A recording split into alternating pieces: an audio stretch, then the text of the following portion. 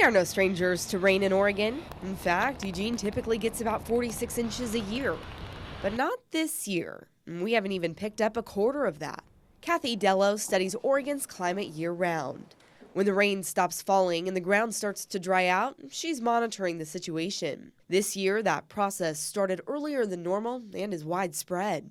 Right now we're seeing severe drought out in eastern Oregon and in southern Oregon as well, but we're seeing dry conditions across the entire state.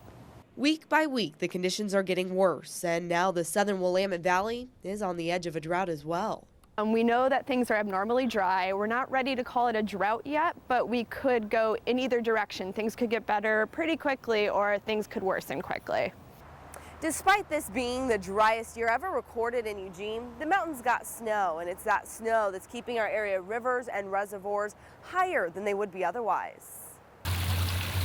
So it could be worse, but they're still extremely low, which is creating problems for recreation. The reservoir levels were slow to fill and are still low, and rivers like the McKenzie are also dropping with each day.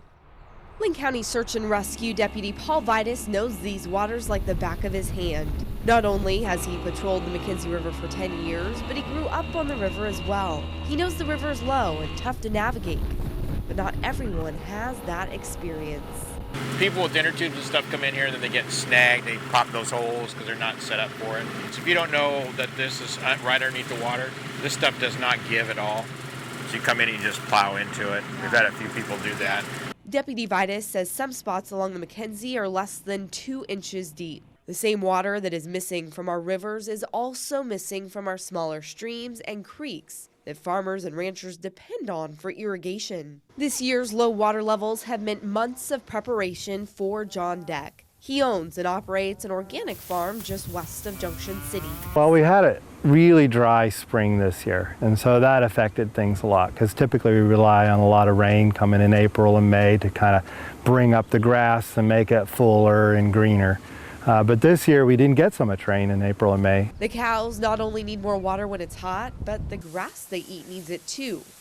It was after a dry spring that John got creative. He kept his cattle healthy this year by planting drought-resistant grass and is grazing it wisely. Maybe 05. But even with that extra preparation, John will likely still run out of water before normal. Already the waters in the creek are lower than they usually are. So we need to start planning for that, in terms of when we cut off the water to the Sudan grass and where we have the cows and how many cows we have here. That plan includes having to sell his cows before they're ready. This means less meat and less money for the farm.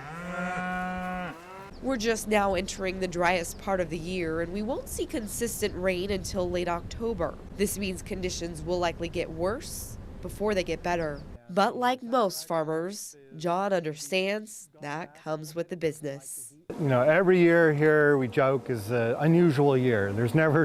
It's never entirely normal. There's always something to deal with. In Eugene, Melissa Frey, KEZI 9 News.